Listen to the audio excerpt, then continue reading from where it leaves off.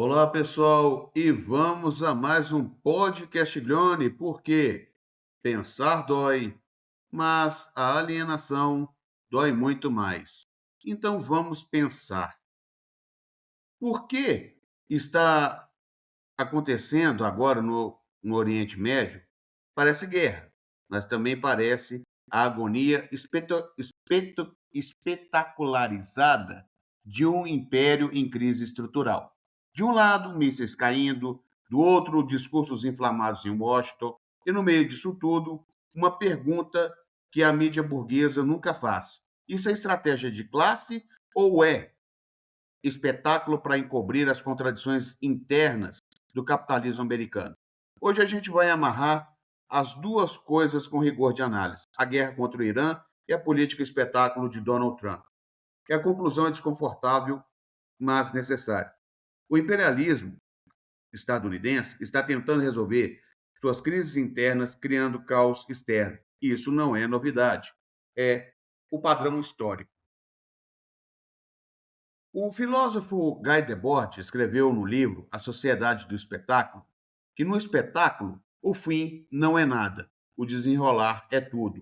Mas Debord estava não estava apenas descrevendo um fenômeno cultural, estava descrevendo uma função do capitalismo tardio. E quando o sistema não consegue mais entregar as promessas materiais que legitimam sua dominação, emprego, renda, segurança, ele substitui a realidade pela imagem da realidade. Ou seja, substituir a realidade pela imagem da realidade já é o fim da picada. O Marx já dizia que a ideologia dominante é sempre a ideologia da classe dominante. E a ideologia dominante hoje é o espetáculo permanente. Não importa resolver o problema, importa produzir a cena. Trump entendeu isso como pouquíssimos políticos burgueses entenderam. Crise econômica, cria uma crise diplomática. Problema interno, invente o inimigo externo.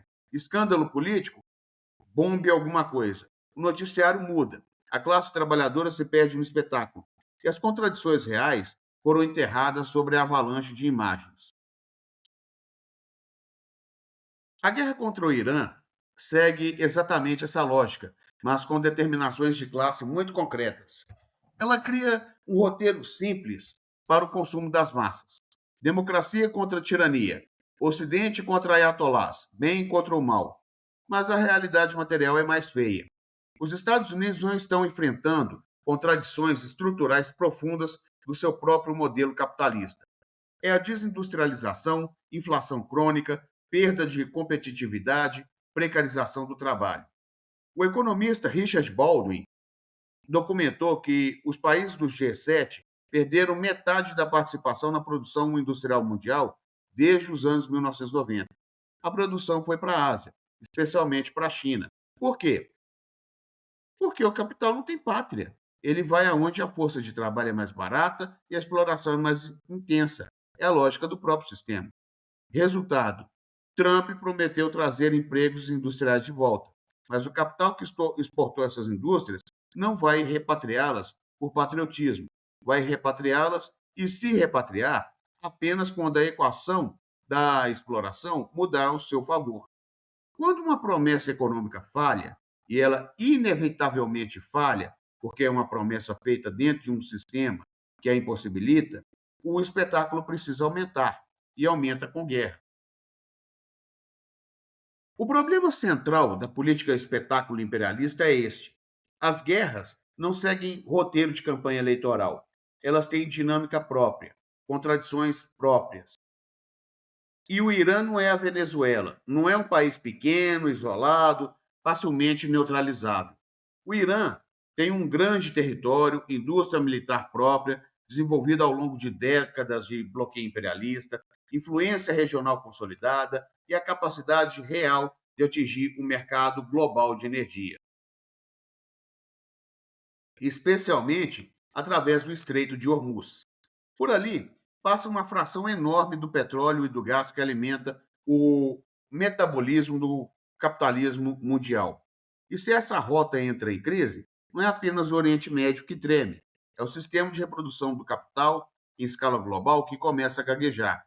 Aqui parece uma contradição clássica que Lenin identificou. O imperialismo, ao projetar força para resolver suas crises internas, cria as condições para crises ainda maiores.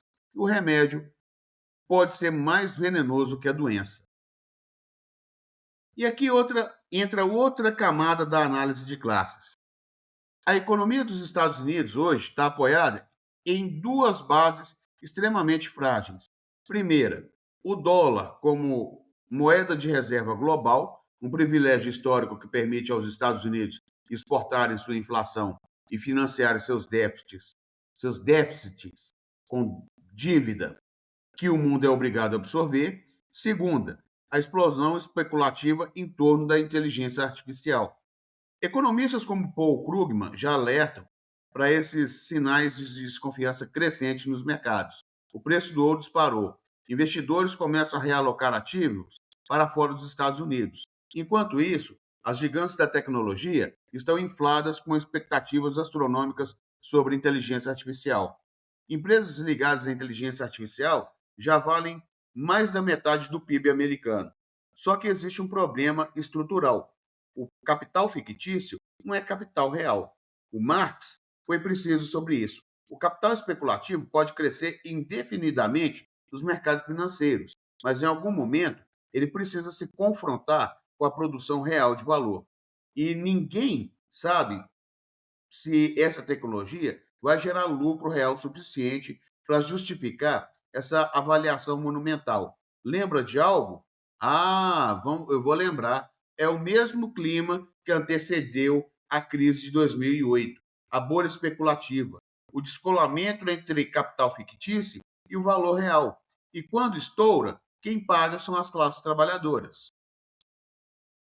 E nessa parte aí, que o complexo militar industrial agradece, é que existe uma outra determinação de classe muito concreta que a mídia jamais nomeia.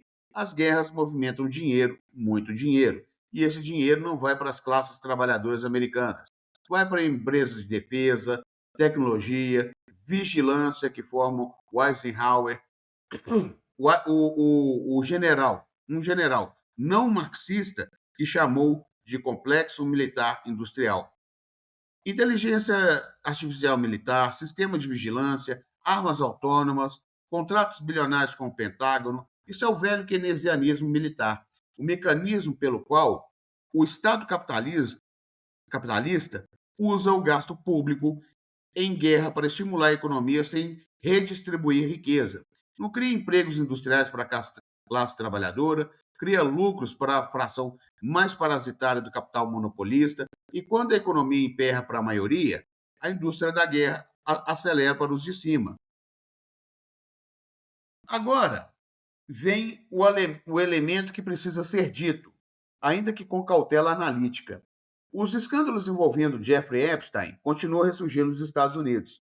Documentos, depoimentos, relações com as elites políticas e econômicas do establishment americano, inclusive próximas a Trump.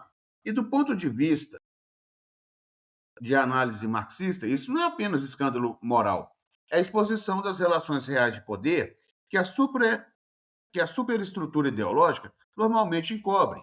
A classe dominante não é uma abstração, são pessoas concretas, com interesses concretos, com redes concretas de poder e corrupção. E toda vez que essas redes começam a aparecer publicamente, a pressão sobre o bloco de poder aumenta. Coincidência ou não, escaladas militares acontecem nesses momentos de pressão interna máxima. A guerra como desvio de atenção não é teoria conspiratória, é uma prática histórica documentada do imperialismo. Mas o verdadeiro risco sistêmico é que a política espetáculo funciona bem em crises controladas, de pequena escala, com atores fracos. Mas existe um limite estrutural para essa lógica. Guerras não são controladas. Elas começam com uma ideia e terminam com consequências que nenhum planejador militar previu. Se o conflito com o Irã afetar seriamente os fluxos de petróleo e os petrodólares do Golfo, o efeito não será apenas regional, será sistêmico mundial. Porque durante décadas esses petrodólares foram reinvestidos em títulos do Tesouro americano, financiando o déficit americano e sustentando a hegemonia do dólar. E se essa engrenagem quebra, as contradições do imperialismo estadunidense se aprofundam de forma acelerada.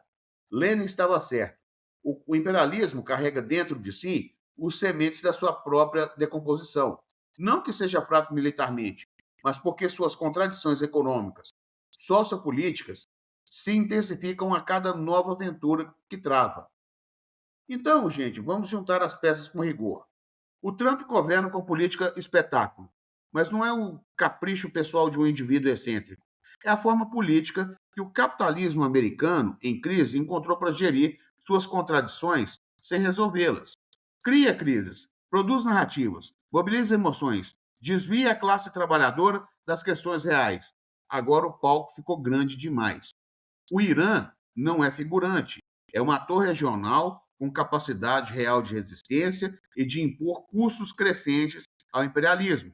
E quando a política vira espetáculo, existe o risco do show sair de controle e incendiar a plateia.